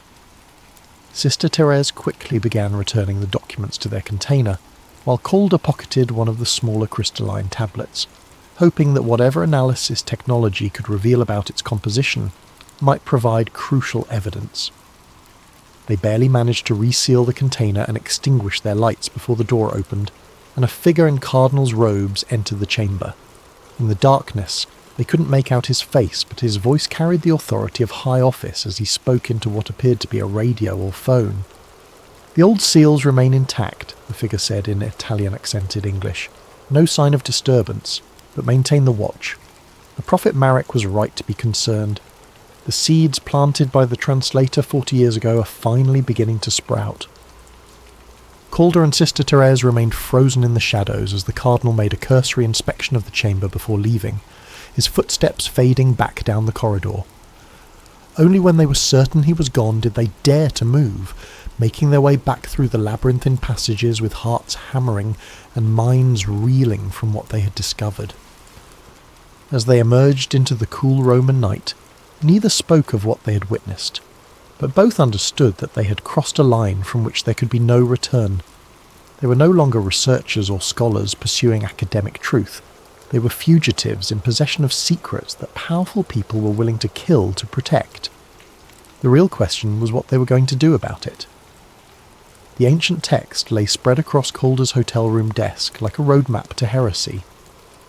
Using high-resolution photographs of Codex DN77 that Sister Teresa had managed to capture during their clandestine exploration, he had spent 3 sleepless days working to translate passages that seemed to rewrite the entire foundation of Western civilization. The document purported to be a lost work of Pliny the Elder, written in a mixture of Latin and Greek that suggested multiple authors or editors across different time periods. But unlike Pliny's known works, which focused on natural history and observable phenomena, this codex dealt with events that challenged the very nature of reality itself. The central narrative concerned events that had allegedly taken place in Palestine during the 1st century of the Common Era. According to the text, Pliny had been part of a Roman delegation sent to investigate reports of unusual phenomena in the region, lights in the sky, mysterious figures appearing to local populations, and disturbing reports of people claiming to have received divine revelations. What Pliny claimed to have discovered was far more complex and troubling than simple religious enthusiasm.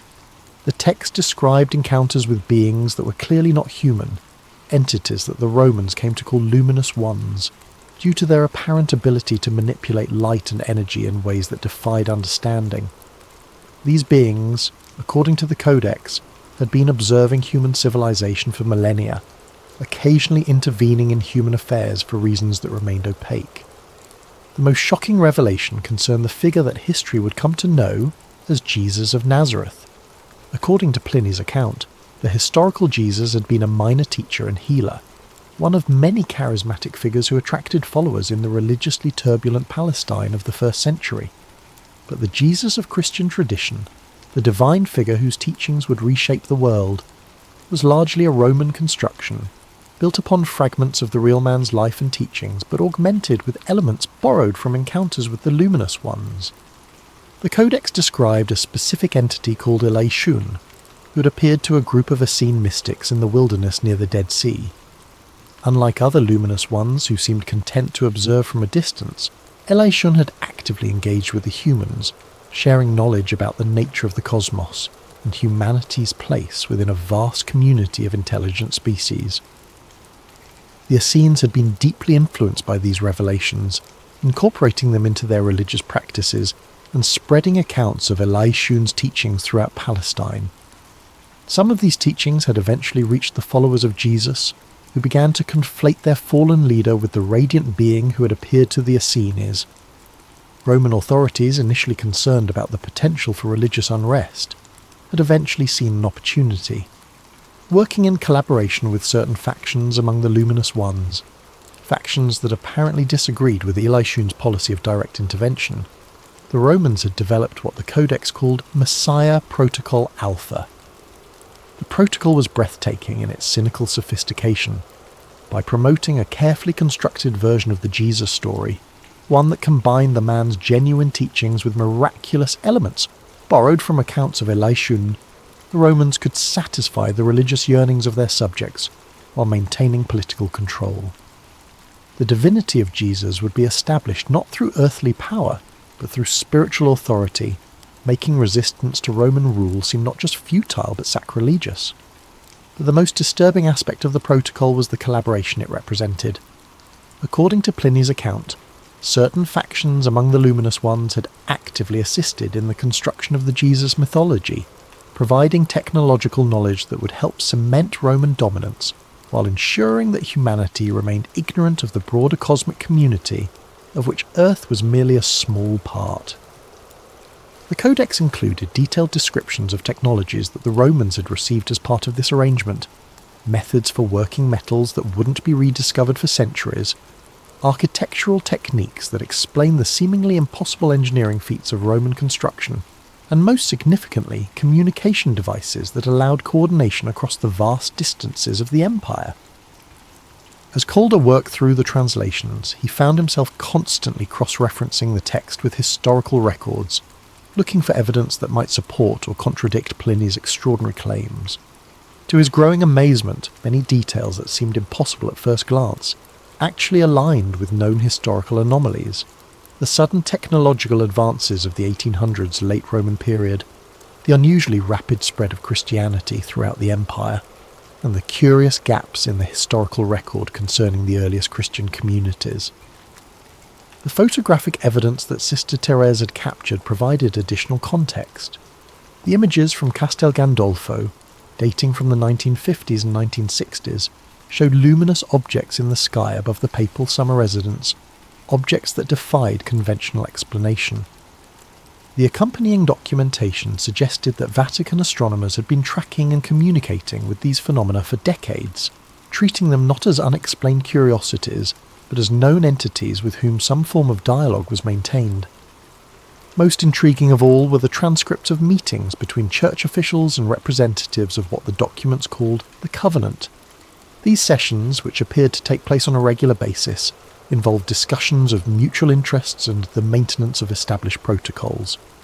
The language was diplomatic and carefully neutral, but the implications were clear. The Vatican was actively collaborating with non-human intelligences, just as their Roman predecessors had done nearly 2,000 years earlier. One transcript dated from 1959 included a particularly revealing exchange. A Vatican official, identified only as Cardinal P, expressed concern about increasing scrutiny from secular authorities and the growing sophistication of detection technologies. The response from someone identified as Delegate 7 was reassuring. The protocols established in the first century remain viable. Adjustment may be necessary, but the fundamental structure of the arrangement serves all parties well. The meeting concluded with discussion of increased activity at secondary sites and the need for enhanced security measures at traditional repositories. Reading this in the context of Lucian Roth's discoveries, Calder realised that the Vatican's secret archives were just one part of a much larger network of hidden facilities where evidence of extraterrestrial contact was stored and managed. As he worked late into the night, translating increasingly disturbing passages, Calder began to understand the true scope of what Lucian had uncovered. This wasn't simply a matter of religious fraud or historical deception, it was evidence of a conspiracy that spanned millennia, involving not just human institutions but non-human intelligences with their own mysterious agenda. The crystalline tablet that he had taken from the Vatican storage room sat on his desk, its strange geometric patterns seeming to shift in his peripheral vision. Several times during his translation work, he had noticed that the tablet seemed to respond to his proximity, glowing more brightly when he leaned closer to examine the ancient texts.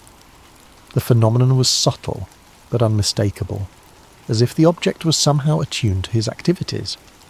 Outside his hotel window, the eternal city of Rome spread out in a carpet of ancient stone and modern lights, unaware that beneath its foundations lay secrets that could redefine humanity's understanding of its own history. Calder felt the weight of that knowledge settling on his shoulders like a mantle of responsibility and danger. Tomorrow, he would need to decide what to do with what he had learned. The safe choice would be to return to England, to lock away the photographs and translations and pretend that none of this had ever happened.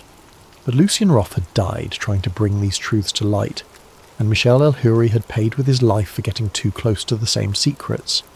As dawn broke over the 7 hills of Rome, Calder Vance made a decision that would either make him the most important truth-teller in human history, or ensure that he joined the ranks of those who had died trying to expose the greatest conspiracy ever perpetrated against the human race. The first sign that Calder was being watched came on his 4th morning in Rome. He had developed a routine over the past few days: breakfast at a small cafe near the Pantheon, a morning walk through the Roman Forum to clear his head before diving into translation work, then long hours in his hotel room poring over the photographs and documents that Sister Teresa had risked her life to obtain. But this morning, the elderly man reading a newspaper at the corner table was the same one who had been standing near the Trevi fountain when Calder had walked past the previous afternoon. When Calder deliberately changed his route to test his suspicions, taking a roundabout path through narrow side streets, he glimpsed the same figure reflected in shop windows, always maintaining a careful distance but never losing sight of his target. By the time he returned to his hotel, Calder's academic curiosity had transformed into genuine fear. The implications of what he had discovered were serious enough to warrant official attention, but the speed with which surveillance had been deployed suggested that his activities had been monitored from the beginning. His suspicions were confirmed when he entered his hotel room to find subtle signs of disturbance. Books moved slightly from their original positions, his laptop showing signs that it had been powered on despite being shut down when he left, and most tellingly, the crystalline tablet shifted a few inches from where he had carefully positioned it on the desk. Calder's first instinct was to flee, to pack his belongings and take the first flight back to England, where the familiar environment of Cambridge might provide some measure of safety. But as he stood in his compromised hotel room, holding the evidence of humanity's greatest secret, he realised that running would accomplish nothing. If they wanted to silence him, geography would provide no protection. His only hope lay in making the information public before they could stop him. He spent the next hour methodically documenting everything, photographing the translations he had completed, creating backup copies of the Vatican documents on multiple encrypted drives, and composing a detailed summary of his findings that could be understood by journalists and academics who lacked his specialised knowledge. It was while he was uploading these files to a secure cloud server that his laptop screen flickered and went black. When it rebooted, he found that his internet connection had been severed despite showing a strong signal. Someone with considerable technical sophistication was actively interfering with his communications. The knock on his door came precisely at sunset, gentle but insistent.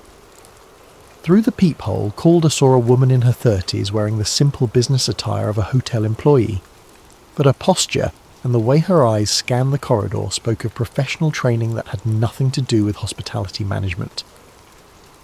"Professor Vance," she called softly, "I have a message for you." Calder remained silent, his hand hovering over his phone as he debated whether to call the police. But what would he tell them? That he was being stalked because he had stolen ancient documents from the Vatican?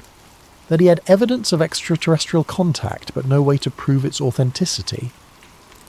"I know you're listening," the woman continued, her voice carrying a subtle accent that might have been Eastern European. "The message is from Sister Teresa. She wants to meet you at the usual place, but she's concerned about security. She suggests you use the alternate route you discussed." The lie was sophisticated enough to be believable. Sister Teresa had indeed suggested several meeting locations during their planning sessions, but they had never discussed any alternate route, and the phrasing was wrong, too formal for the way the nun actually spoke.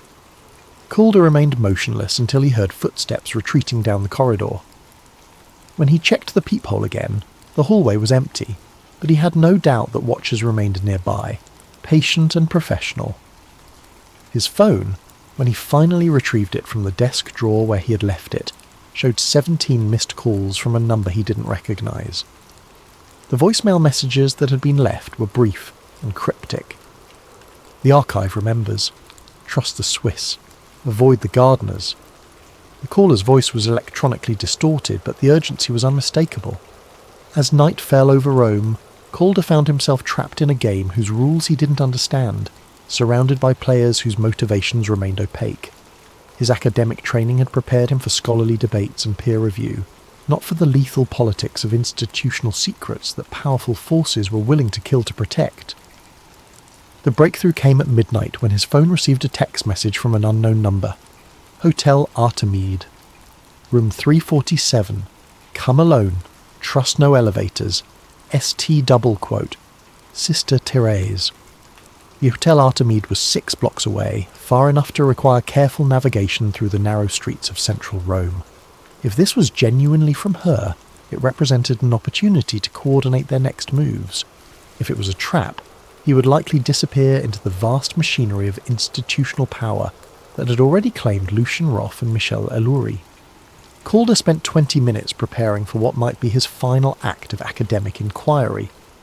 He sealed copies of his most important findings in envelopes addressed to journalists and researchers around the world, leaving them with the hotel's concierge along with instructions to mail them if he failed to return within 24 hours. The crystalline tablet he wrapped carefully and secured in an inside pocket of his jacket. If nothing else, its unusual properties might provide physical evidence that could support his claims. The journey to the Hotel Artemide became a masterclass in urban evasion. Using techniques he had learned from thriller novels and action movies, Calder doubled back through narrow alleys, ducked into churches and shops to observe potential followers, and generally behaved like someone who had watched too many spy films and not enough real surveillance operations. Despite his amateur efforts, he felt confident that he had avoided detection by the time he reached the hotel. The lobby was elegant and dimly lit, populated by the usual mixture of tourists and business travellers that gave Rome its cosmopolitan character. Room 347 was on the 3rd floor, accessible by a staircase that allowed him to avoid the elevators as the message had advised. Sister Teresa opened the door before he could knock, her face pale with exhaustion and fear. She was no longer wearing her religious habit, instead dressed in civilian clothes that made her look younger and more vulnerable. "Thank God you came," she said, pulling him into the room and quickly securing the multiple locks on the door. "They took me this morning, held me for 6 hours asking questions about what we found in the archives." Calder felt his blood run cold. "Who took you?" "Vatican security. Men in expensive suits who knew things about my brother's death that were never in any official report." Sister Teresa moved to the window and peered through a gap in the curtains. "They knew about you, about Lucian Roth, About the journal, they've been watching this situation develop for decades. She turned back to him, her eyes reflecting a mixture of fear and determination. But they made a mistake. While they were questioning me, I overheard a phone conversation. There's something called Custodes Solis, Keepers of the Sun, some kind of Jesuit black operations group that handles what they call threats to the eternal mission. And Calder, they're planning to activate something called a final protocol. What kind of protocol? I don't know exactly, but they mentioned the cavia lux noctis. They're moving something tomorrow night during the papal audience. Whatever we found down there, they're either relocating it or destroying it. Calder pulled out his phone to show her the cryptic messages he had received, but Sister Teresa shook her head. No electronic communications. They can intercept anything. That's how they found me so quickly after our expedition. She handed him a piece of paper with an address written in pencil. This came from the Swiss guard who contacted you, Marek Colvin. He's here in Rome, and he has information about getting back into the restricted areas. But he says this is our last chance. After tomorrow night, the evidence will be gone forever. As if summoned by their conversation, a soft knock came at the door. Both of them froze, but the voice that called out was elderly and carried a distinctive Swiss-German accent. "Sister Therese, it is Marek. We have little time." The man who entered was in his 70s, lean and alert with the bearing of someone accustomed to military discipline. His eyes were the pale blue of alpine ice, and they took in every detail of the room with practiced efficiency. "Professor Vance," he said, extending a weathered hand, "I apologize for the dramatic circumstances, but subtlety is no longer an option. They are preparing to eliminate all traces of what Lucian discovered, and they will eliminate anyone who has seen the evidence." Marek moved to the table and spread out a detailed floor plan of the Vatican that was far more comprehensive than anything Calder had seen before.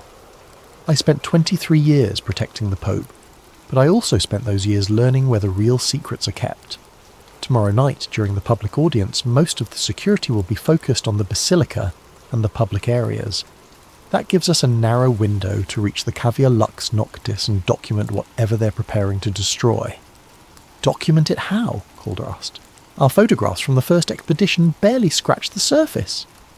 Marek smiled grimly and produced a small device that looked like a cross between a camera and a scientific instrument. "Video documentation, full spectrum analysis, and most importantly, this will record any electromagnetic phenomena associated with the crystalline artifacts. If we can capture evidence of their otherworldly properties, we'll have proof that can't be dismissed as academic speculation." Sister Therese studied the floor plans with the intensity of someone whose life depended on understanding every detail. "The route is more complex this time. They've increased security around the areas we accessed before.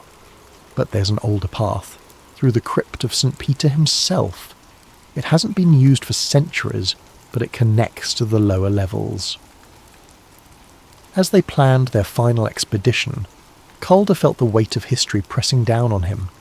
Everything that had led to this moment, Lucian's dying confession, Heinrich Weber's decades of patient guardianship, Marek's careful preservation of dangerous secrets, had been building toward this single opportunity to expose truths that had been hidden for nearly 2 millennia. "There's something else you need to know," Marek said as they finalized their preparations. "The Custodes Solis have been monitoring academic and journalistic inquiries into Vatican secrets for decades. Anyone who gets too close to the truth simply disappears. Their resources are unlimited, and their reach extends far beyond the church."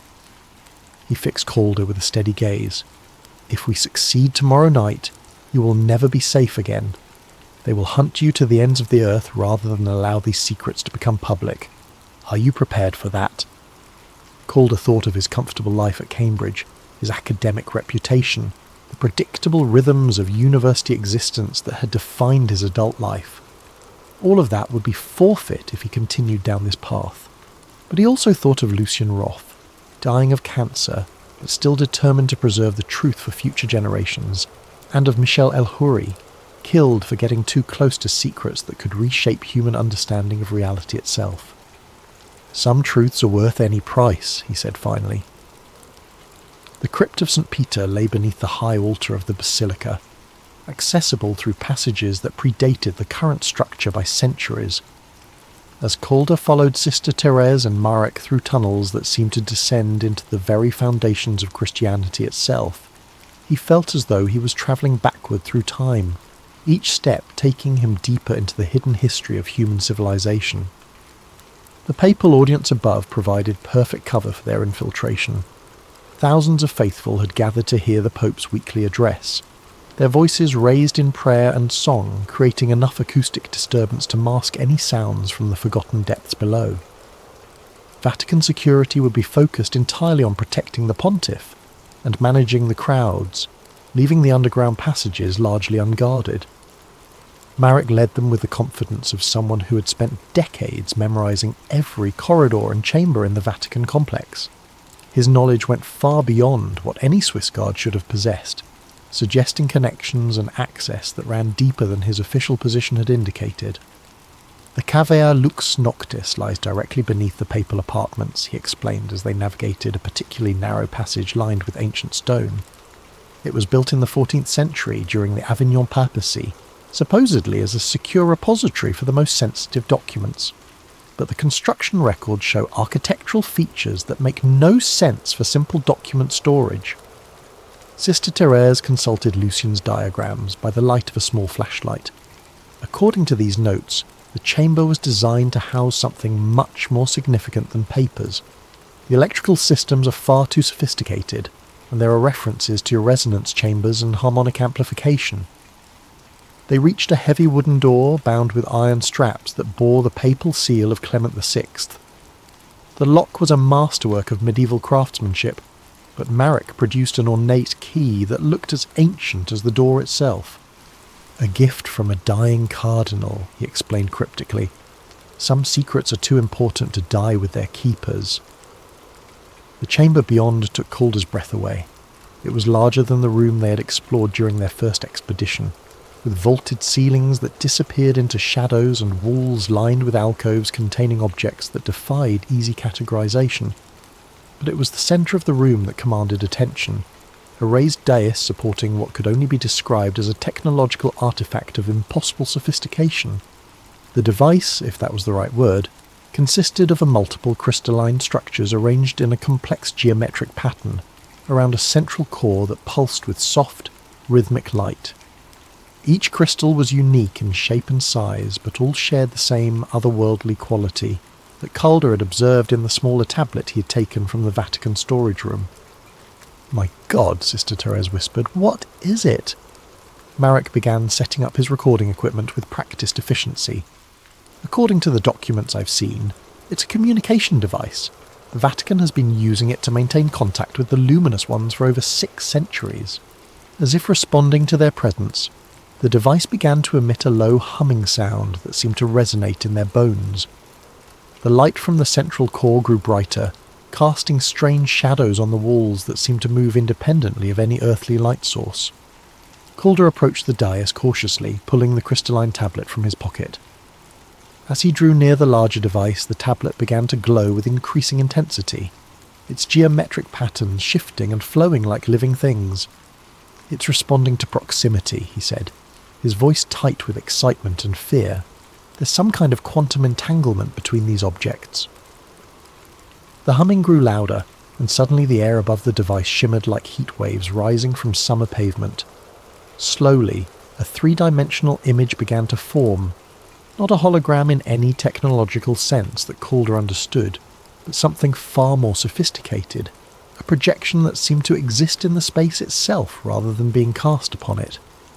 The figure that appeared was humanoid, but clearly not human.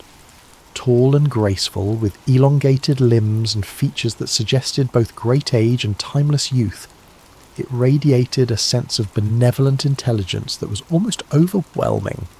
When it spoke, the words seemed to form directly in their minds rather than travelling through the air as sound.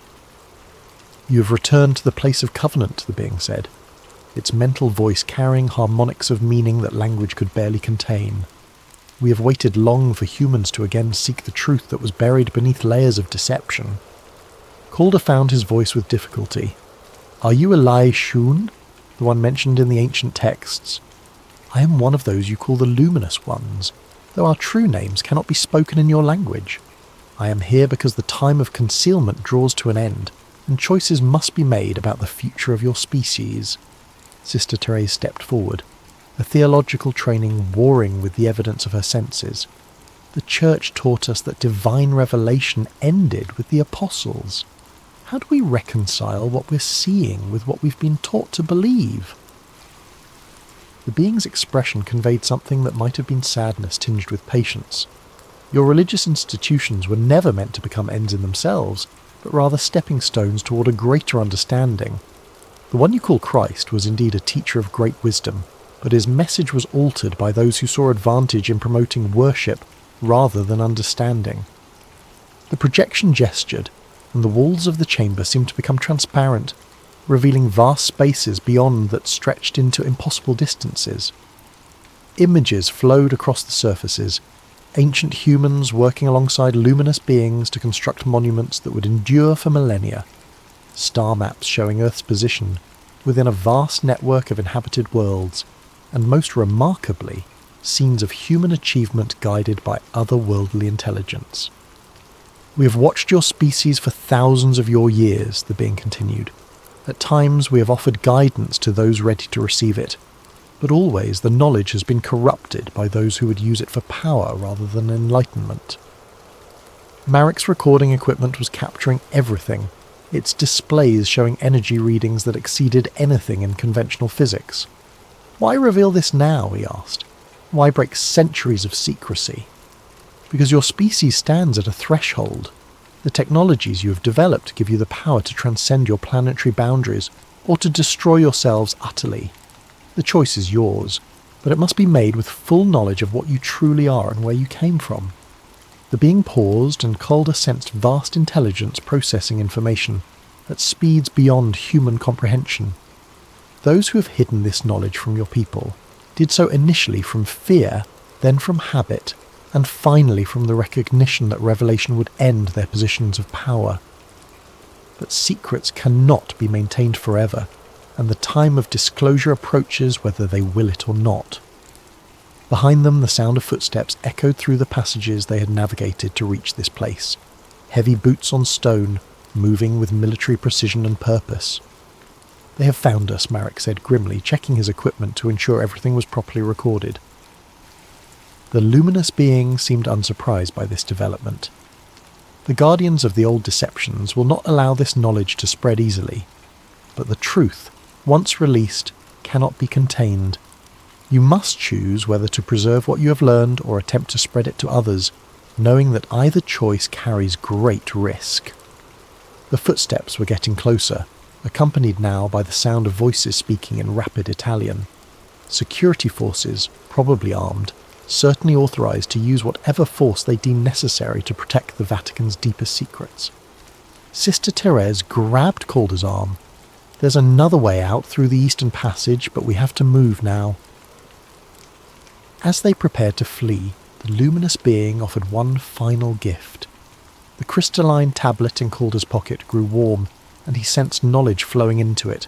Coordinates, communication protocols, and most importantly locations of other sites around the world where evidence of extraterrestrial contact had been preserved. "The network of truth seekers is larger than you know," the being said, as its projection began to fade. "Find them, share what you have learned. The future of your species may depend on it." The chamber fell dark as the projection disappeared, leaving only the faint glow of the crystalline device to light their escape. Behind them, the sound of approaching security forces grew louder, but ahead lay passages that led to freedom and the most important decision any of them would ever make. The fire at the Vatican archives made international headlines for exactly 18 hours, before being relegated to brief mentions in the back pages of newspapers around the world.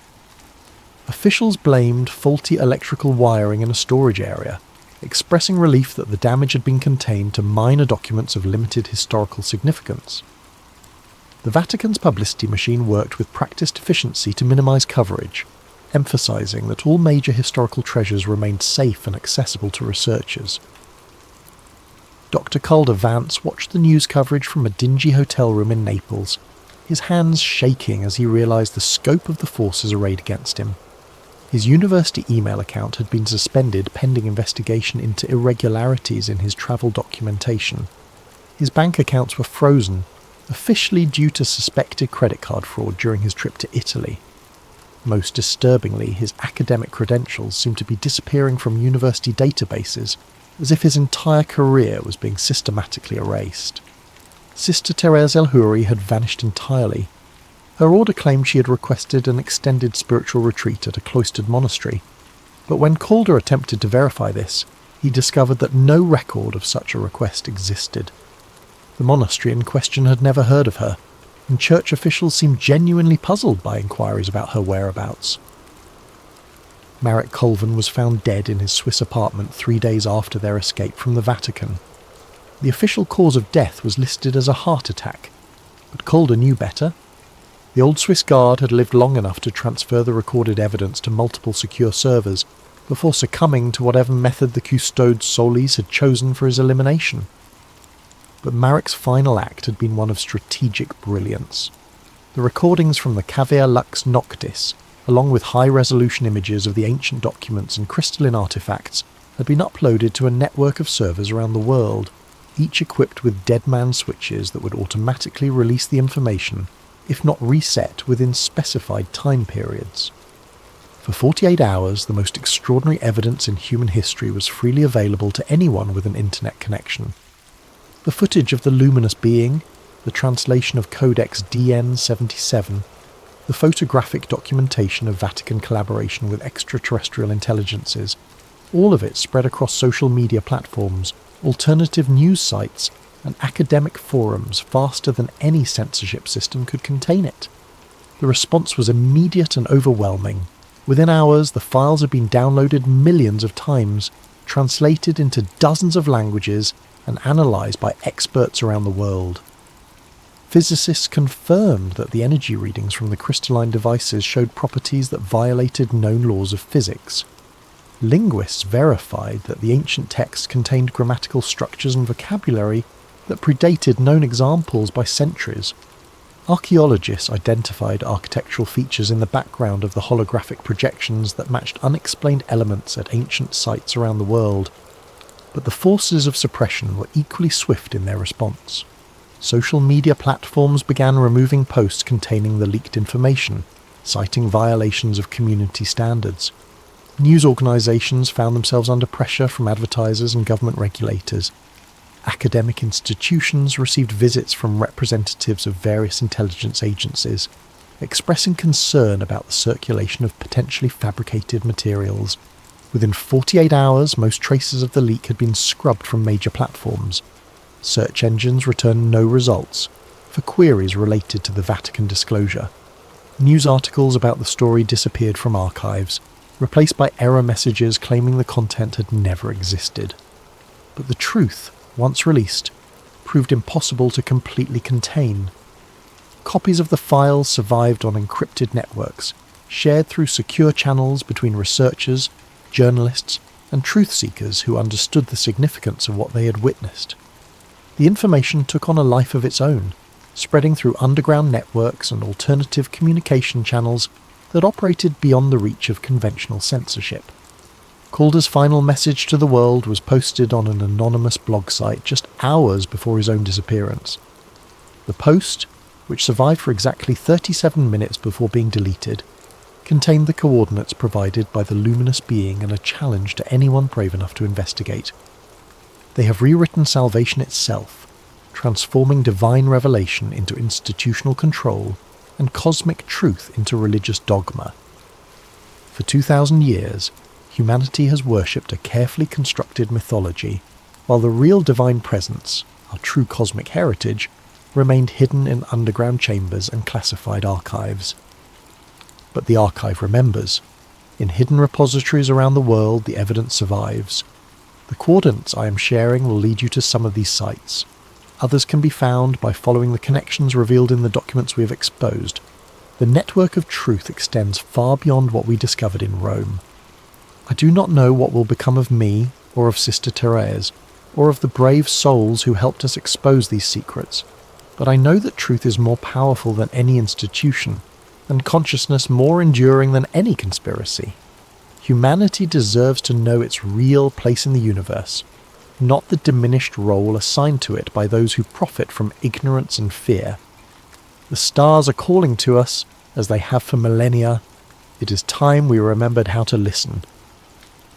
The blog post was deleted, the site itself disappeared, and Dr. Calder Vance was never seen again. Official records showed that he had suffered a mental breakdown during his research trip to Italy and had been admitted to a private psychiatric facility for treatment. The facility, when contacted by concerned colleagues, claimed no knowledge of any patient by that name. But in laboratories and universities around the world, in the private studies of independent researchers and the secure communications of underground networks, the work continued. The crystalline tablet that Calder had managed to preserve became the focus of intense scientific investigation, its impossible properties confirming that humanity was not alone in the universe and never had been. The truth, as the luminous being had promised, could not be contained forever, and in the quantum entanglements of crystalline consciousness and the vast networks of human curiosity, the seeds of revelation continued to grow, waiting for the moment when humanity would finally be ready to reclaim its cosmic inheritance. The archive remembered, and through its memory the future remained unwritten,